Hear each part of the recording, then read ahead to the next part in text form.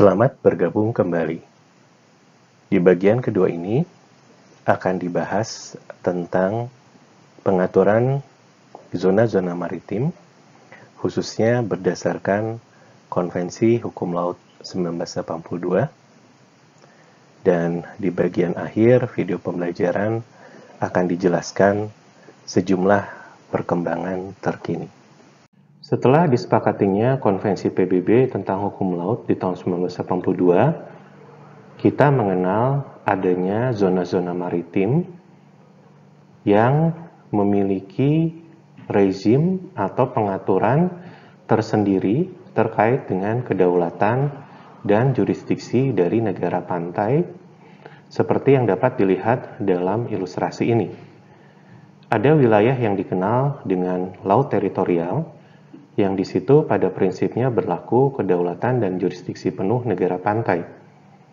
Kedaulatan dan jurisdiksi ini tidak hanya meliputi wilayah perairan, tetapi juga ruang udara di atasnya dan dasar laut serta permukaan tanah di bawahnya. Kemudian, di luar laut teritorial itu ada wilayah zona tambahan yang sebetulnya di luar laut teritorial ini negara-negara sudah tidak memiliki kedaulatan, namun masih dapat memiliki hak berdaulat dan jurisdiksi terbatas. Misalnya di zona tambahan, negara dapat melaksanakan kewenangannya di bidang bea cukai, fiskal, imigrasi, dan kesehatan.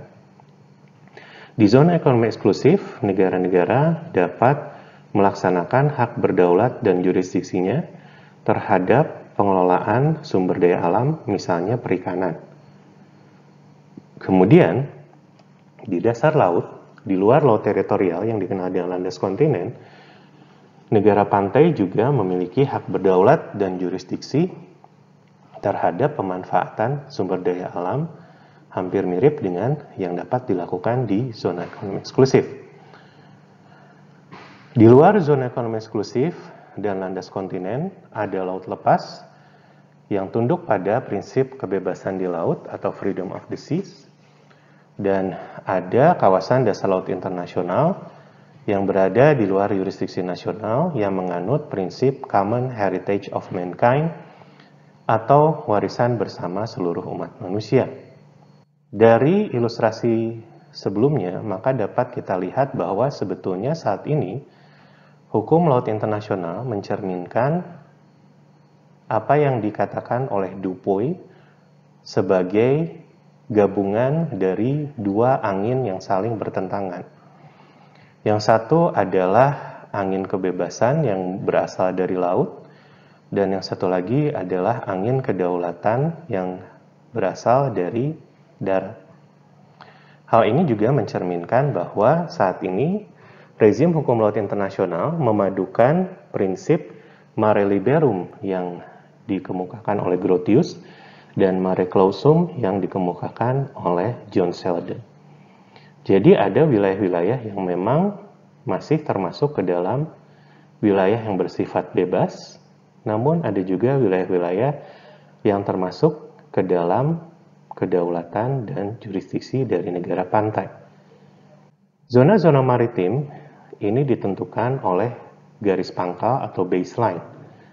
Dalam prakteknya terdapat 3 jenis baseline atau garis pangkal, yaitu garis pangkal biasa atau garis pangkal normal, garis pangkal lurus, dan garis pangkal kepulauan atau archipelagic straight baseline. Garis pangkal memadukan aspek hukum dan aspek teknis. Untuk aspek hukum, pengaturannya dapat kita lihat dalam pasal-pasal yang terdapat di Konvensi Hukum Laut 1982. Sementara untuk aspek teknisnya dijelaskan oleh publikasi yang diterbitkan bersama oleh International Oceanographic Commission, International Hydrographic Organization, dan International Association of Geodesy yang dikenal dengan TALOS atau A Manual on Technical Aspects of the United Nations Convention on the Law of the Sea. Sebagaimana telah dikemukakan sebelumnya, di laut teritorial, negara pantai pada prinsipnya memiliki kedaulatan dan jurisdiksi penuh.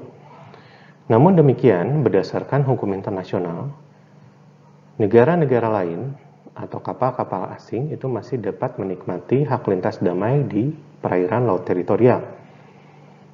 Hal ini dipengaruhi oleh putusan dari Mahkamah Internasional di tahun 1949 yang dikenal dengan Corfu Channel Case. Pada saat itu terjadi insiden yang melibatkan kapal-kapal perang Inggris yang melintasi Selat Corfu yang berada di wilayah perairan teritorial Albania. Selat Corfu digunakan untuk pelayaran internasional dan kemudian dalam suatu waktu kapal-kapal perang Inggris menabrak ranjau di perairan Selat Corfu dan kemudian Inggris menuntut pertanggungjawaban dari Albania. Putusan dari Mahkamah Internasional pada prinsipnya menegaskan bahwa Albania bertanggung jawab atas insiden tersebut karena menurut mahkamah, setiap kapal memiliki hak untuk melintas secara damai di selat yang digunakan untuk pelayaran internasional. Di luar laut teritorial, negara pantai dapat mengklaim zona tambahan sejauh 24 mil diukur dari garis pangkal. Di zona tambahan ini, negara pantai sudah tidak memiliki kedaulatan, namun memiliki jurisdiksi atau kontrol terbatas dalam bidang bea cukai, fiskal, imigrasi, dan kesehatan. Negara-negara juga dapat mengklaim zona ekonomi eksklusif sejauh maksimum 200 mil diukur dari garis pangkal. Di zona ekonomi eksklusif ini, negara pantai tidak memiliki kedaulatan, namun memiliki hak berdaulat dan jurisdiksi terbatas khususnya untuk pengelolaan sumber daya alam.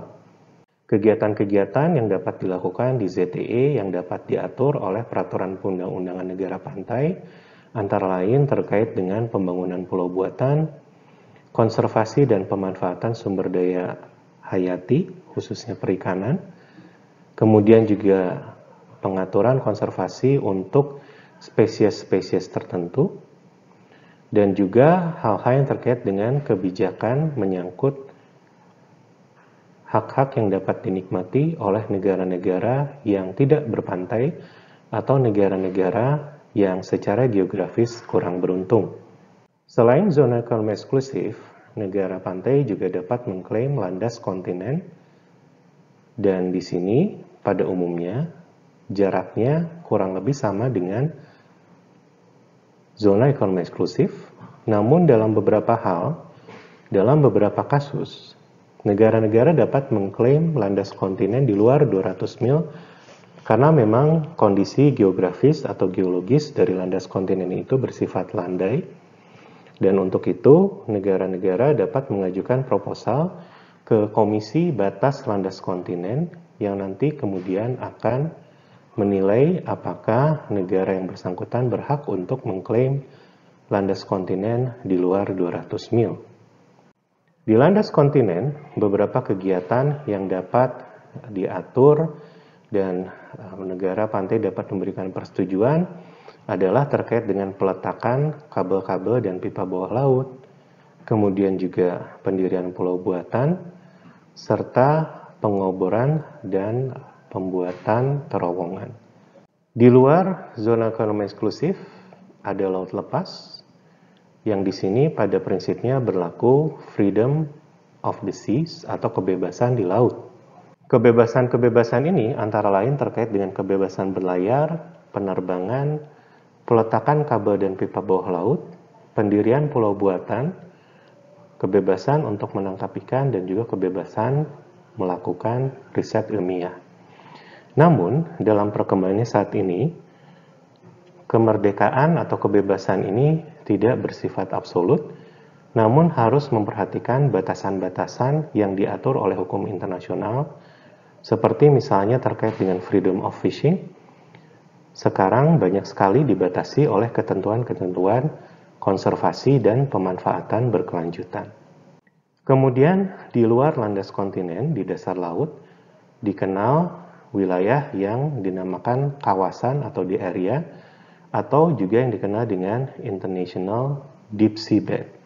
kawasan dasar laut internasional.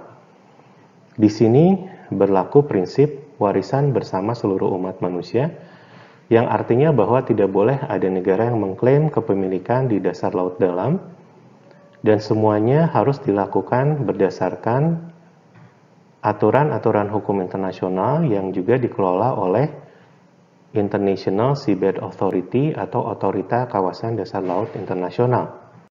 Ini adalah beberapa asas penting dalam kawasan yang berlaku di kawasan dasar laut internasional, yaitu bahwa wilayah ini merupakan bagian dari warisan bersama seluruh umat manusia. Tidak boleh ada klaim kedaulatan atau hak berdaulat negara di situ. Kegiatan yang dilakukan harus sejalan dengan prinsip piagam PBB dan hukum internasional pada umumnya. Kemudian ada rezim tanggung jawab atas penaatan dan ganti rugi jika sekiranya aktivitas di kawasan dasar laut internasional ini merugikan pihak-pihak tertentu.